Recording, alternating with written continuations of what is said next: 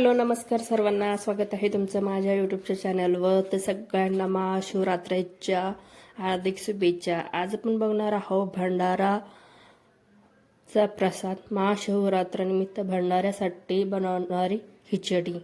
तर चला बनवूया रेसिपी। तर इथे मी 2 ते 3 वाट्या साबुदाणा घेतलेला आहे। हा आपल्याला आता स्वच्छ 2-3 पाण्याने धुवून घ्यायचा आहे।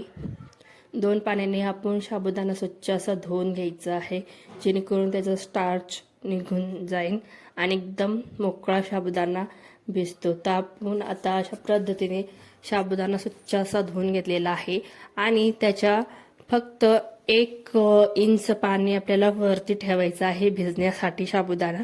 तर आपल्याला हा 5 ते 6 घंटे आपण आता हा साबुदाणा भिजून घेतलेला आहे आणि छान असा मोकळा सुळसुळीत छान असा साबुदाणा आता भिजून तयार झालेला आहे। ते मी बटाटे घेतलेले आहे, शेंगदाणे आपल्याला भाजून घ्यायचे आहे। तर शेंगदाणे भाजून झालेले आहे। 7-8 मिरच्या घेतलेल्या आहे।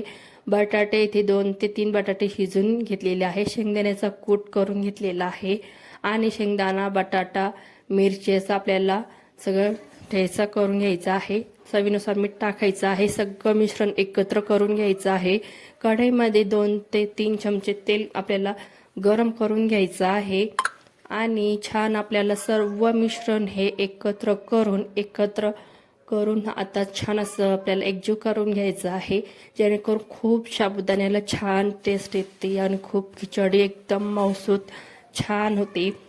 तर अशा पद्धतीने तुम्ही 50 किलोची खिचडी सुद्धा बनवू शकता भंडाराच्या प्रसादासाठी। ते इथे मी 1 किलोच्या प्रमाणामध्ये हे भंडाऱ्याची साबुदाण्याची खिचडी बनवत आहे महाशिवरात्रीनिमित्त।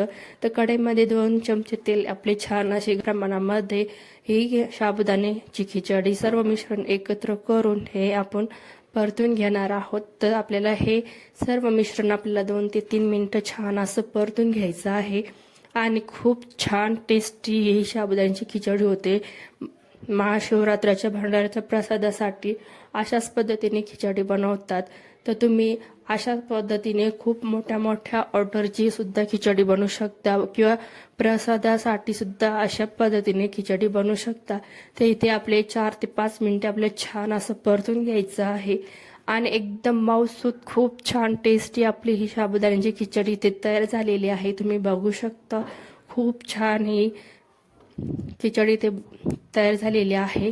तर सर्विंग डिशमध्ये मी ही खिचडी तुम्हाला सर्व करून दाखवत आहे। तर अशा पद्धतीने ही महाप्रसादाची शिवरात्रीनिमित्त खिचडी ते मऊसूत तयार आहे, एकदम टेस्टी आणि छान।